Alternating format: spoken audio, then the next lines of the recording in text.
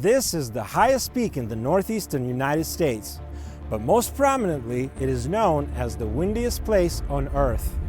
Now, it may not seem like it today, but for half of the year, this place rivals Mount Everest and the polar regions.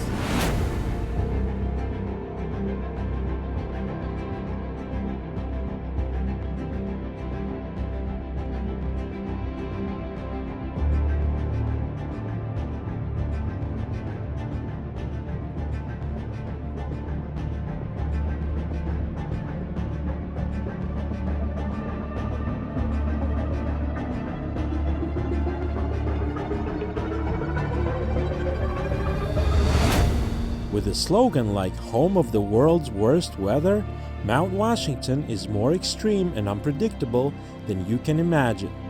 On April 12, 1934, the Mount Washington Observatory recorded a wind speed of 231 miles per hour at the summit, which was the world's record for 62 years. To give you an idea of just how fast it is, let's compare it to wind speeds you may have felt during certain weather conditions. Blizzard winds blow at 35 to 50 miles per hour. Winds in a severe thunderstorm can get to 50 to 65 miles per hour. A Category 5 hurricane's strongest sustained winds blow at 157 miles per hour. When you compare the 231 miles per hour wind speed record to this, you can tell it's not your typical breezy day at the beach.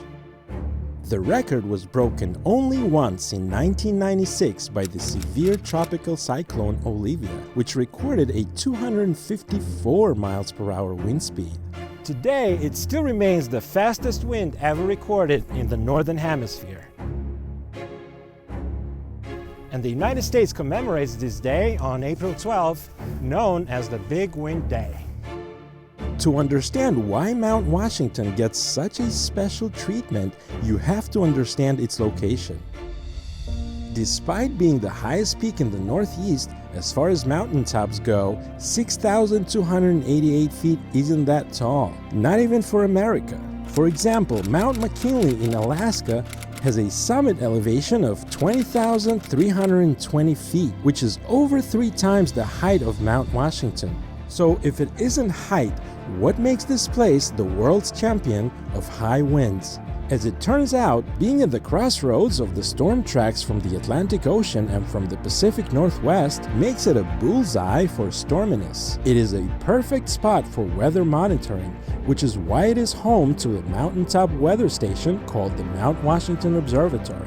Scientific equipment such as automated weather stations designed for Mount Everest are frequently tested at Mount Washington first. As they say, if it can survive here, it can basically survive anywhere.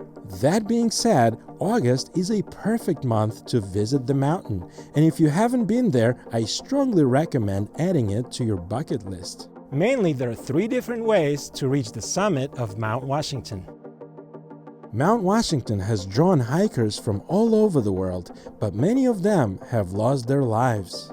Known as the most dangerous small mountain in the world, Mount Washington has some scary stats. While the hike is just over 8 miles round trip, it doesn't come without its challenges. Over 150 fatalities have occurred since 1849. No surprise, most are due to hypothermia, and not only in the winter. Several weather patterns collide on Mount Washington and produce its notoriously foul weather, which can move in quickly. In 60 miles per hour winds, hiking becomes nearly impossible. Many don't realize the danger before they set on track. Hikers routinely get blown off course by powerful winds, which shove them down off the ridge into the Great Gulf or the Drive River Valley.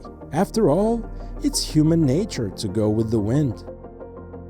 The Mount Washington Cog Railway, also known as the Cog, is the world's first mountain climbing cog railway. It is the second steepest railway in the world after Pilatus Railway in Switzerland, with an average grade of 25 and a maximum grade of 37.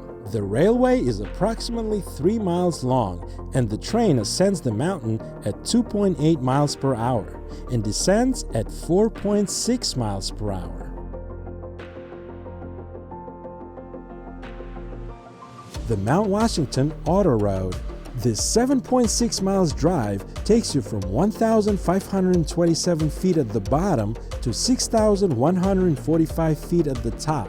Built in 1861 and originally named Mount Washington Carriage Road, this is unlike any other driving experience in the eastern United States. This is one of the most dangerous roads in the United States. And it's definitely not for newbies, but you're gonna be fine if you drive careful. It's just that you have to deal with this kind of drop-offs along the way. But boy, look at these views. Is it worth the experience?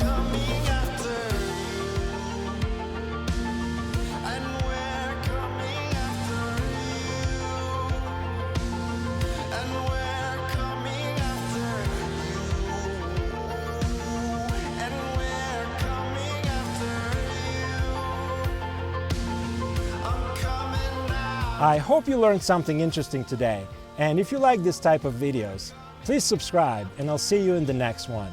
Take care.